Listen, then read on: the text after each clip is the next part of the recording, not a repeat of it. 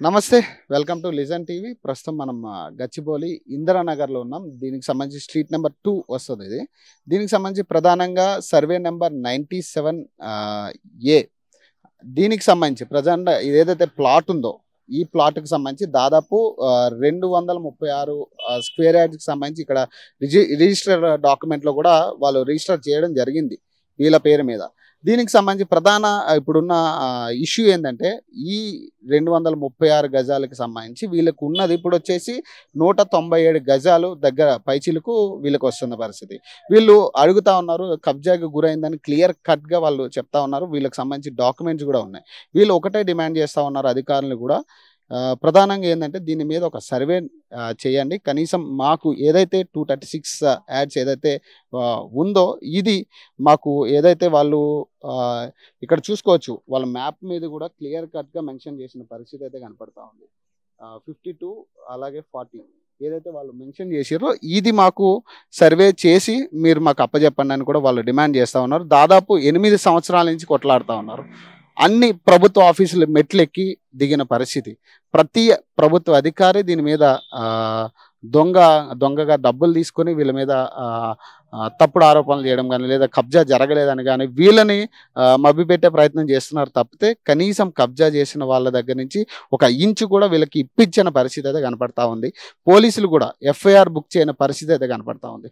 GHMC అధికారులు survey చేయడానికి రమ్మన్నా కూడా వాళ్ళు రాని పక్షాన వీళ్ళకి సపోర్ట్ చేయకుండా వాళ్ళు కూడా ఇల్లీగల్గా పోతున్న పరిస్థితి అయితే కనపడతా ఉంది. మాట్లాడదాం వాళ్ళతో కూడా. అన్న, మీ పేరు? అన్వేషణ.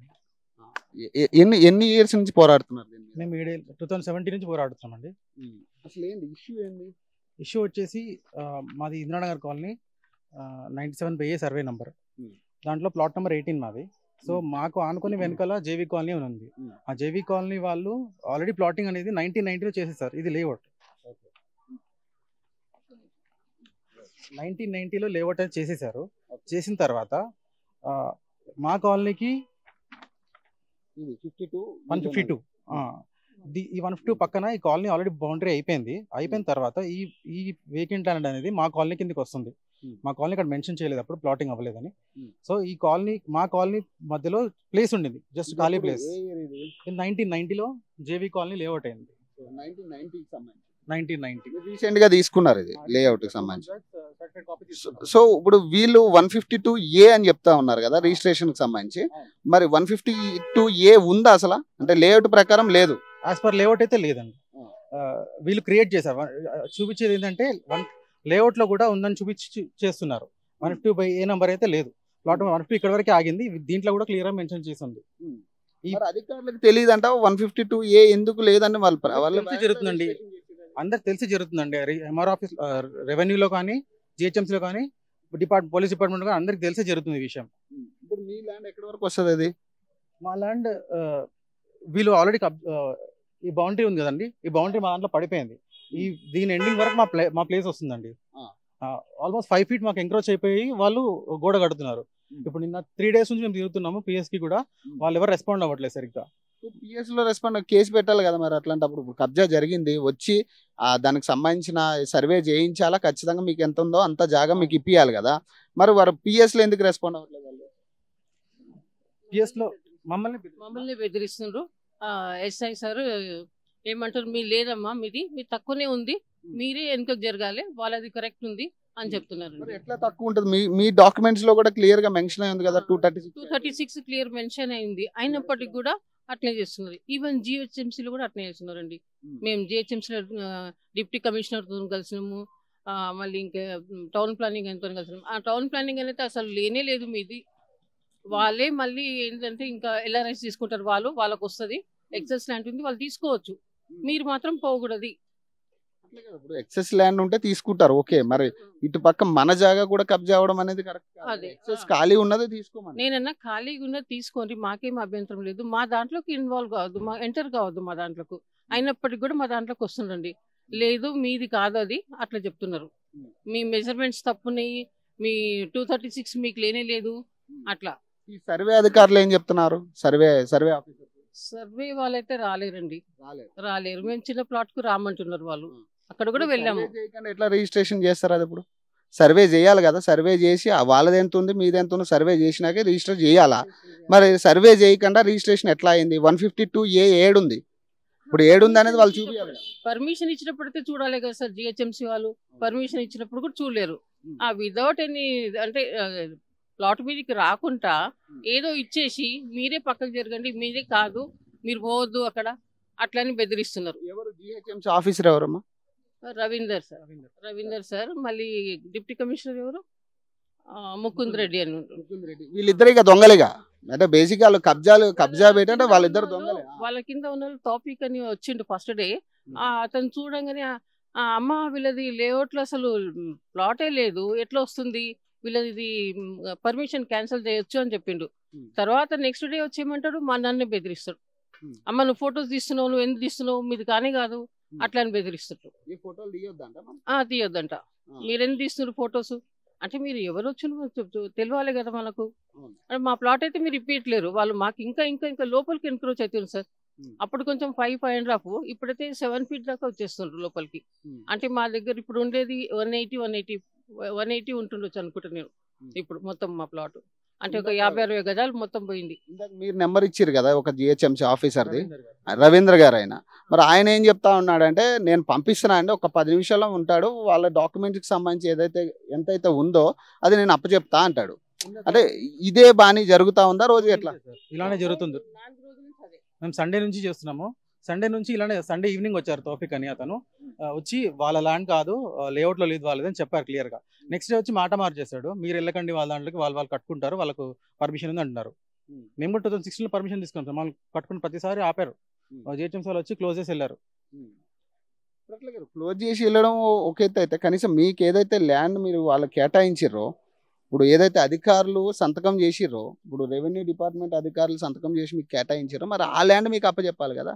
ఇప్పుడు బేసిక్గా ఎంతమంది వచ్చి దీన్ని ఆపినా కూడా ఫస్ట్ మీ ల్యాండ్ మీకు ఇచ్చినప్పుడే కదా ఇది క్లియర్ అయ్యేది. మేము 236 గజాలకి అమౌంట్ కట్టాం సార్ ప్లాటింగ్ తీసుకునేప్పుడు. ఆ 236 స్క్వేర్ యార్డ్స్ ఇప్పుడు లేదు, వాళ్ళు మాకు చూపించాలి. మరి ఇప్పుడు వచ్చి రెవెన్యూ వాళ్ళు కానీ సబ్ రిజిస్టర్ కానీ మున్సిపల్ వాళ్ళు కానీ రావాలి, వచ్చి చూపించాలి. వాళ్ళు అసలు ఎవరు స్పందించట్లేదు కరెక్ట్గా. ఎవరెవరి దగ్గరికి వెళ్ళారు ఇప్పుడు దాకా?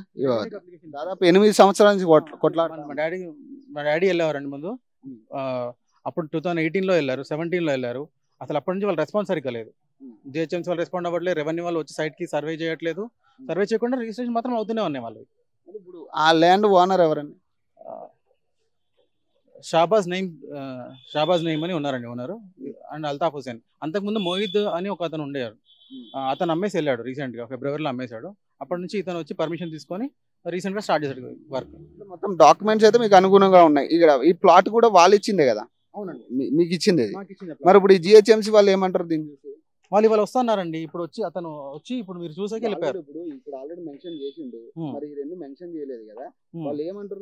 వాళ్ళు ఏమంటున్నారంటే, ఇక్కడ మెన్షన్ చేసింది కదా, ఇది ఈ సైడ్ మాత్రం ఇది కరెక్ట్ గా వస్తుంది, ఈ సైడ్ ఎంత ఉందో అంతే తీసుకోండి అంటున్నారు. 46 ఉందో 45 ఉందో అంతే వస్తుంది మీకు, ఆల్రెడీ వాల్ కట్టేసారు అంతే వస్తుంది అంటున్నారు వాళ్ళు. ఇప్పుడు 2 సైడ్ మెన్షన్ చేసేది ఎల్ టైప్ లో మెన్షన్ చేసింది ఏంటంటే, ఆపోజిట్ సైడ్ కూడా సేమ్ ఉంటుందని మెన్షన్, ఒకటే సైడ్ మెన్షన్ చేస్తారు. If in case 4 sides different గా ఉంటే 4 sides మెన్షన్ చేస్తారు.